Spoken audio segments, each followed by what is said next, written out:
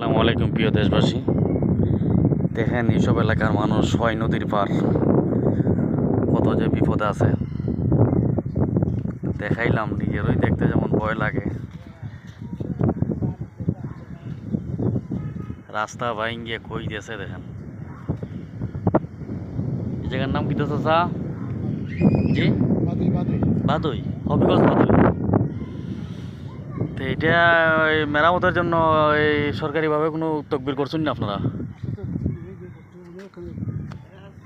কোটি কোটি টাকার মাল এখান থেকে গেছে, সব নিচে গেছে গিয়ে।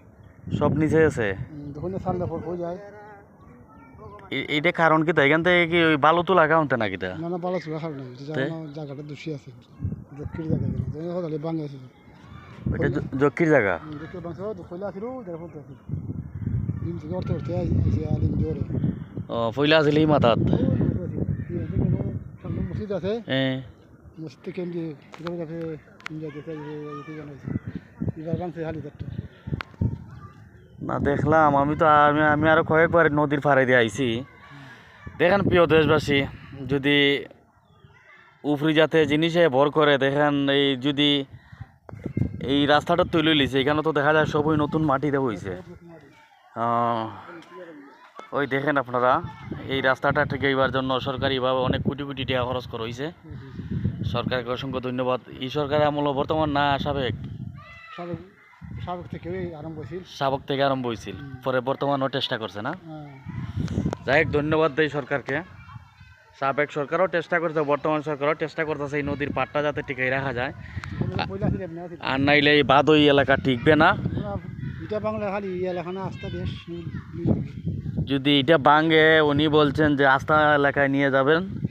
যাই হোক, এই বিষয়ে যেন সরকারিভাবে যারা আছেন কর্মকর্তা সবাই যেন চোখ কান পোলা রাখি। আর এই এলাকার ময়মুরব্বী যারা আছে সবার জন্য দোয়া করি। আসলেই যদি নদীর পাড়টা ভাঙে, সরকারকে আসলে অসংখ্য ধন্যবাদ। কোটি কোটি টাকা আসলে বলছে এই মুরব্বী চাচা, যে আসলেই বাস্তব। দেখেন কই থেকে এই ডটটা আইছে, কয়েক কোটি টাকার পাথরই ঢুকছে। চাচা বলছেন যে এখানে কয়েক কোটি টাকার পাথরই দেওয়া হয়েছে। এরপরও ওই ওখানে পাথর দেখা যাইতেছে। পাথর দিয়াতে এইভাবে বস্তা দেওয়া হয়েছে উপরে। ওই যে পাথর দেখা যায়, আপনারা জুম করে দেখবেন, আসলেই দেখা যায়। এখানে ডরে ফাইলিছে ফাওয়ানে এই বাদই এলাকাটা টিকবো কইরা, ভবিষ্যতে কতটুকু টিকবো আমারও বিশ্বাস হচ্ছে না। আপনারা কমেন্টও বলবেন। আর একটা গুলা আইলে এরা আসলে বলতেছে, হ্যাঁ গুলা আইলে সজাগ থাকেন, এরিয়া সাইডে যাওগা। যাই হোক, চাচা বলছেন যে গুলা আইলে আমরা সারা রাত সজাগ থাকি, এলাকার মানুষ কেউ ঘুমায় না। যাই হোক, সবাই যেন মানুষের জন্য কিছু করতে পারি। বাগে সরকারের কাছেও যেন মেসেজটা যায়। সরকারকেও দিচ্ছি না, সরকারও অনেক চেষ্টা করতেছে এই বাদই এলাকাটা টিকাইবার জন্য। আর যদি আমাদের এই ভিডিওটা ভালো লাগে, একটু শেয়ার কমেন্ট করবেন। সবাইকে অসংখ্য ধন্যবাদ। আল্লাহ হাফিজ।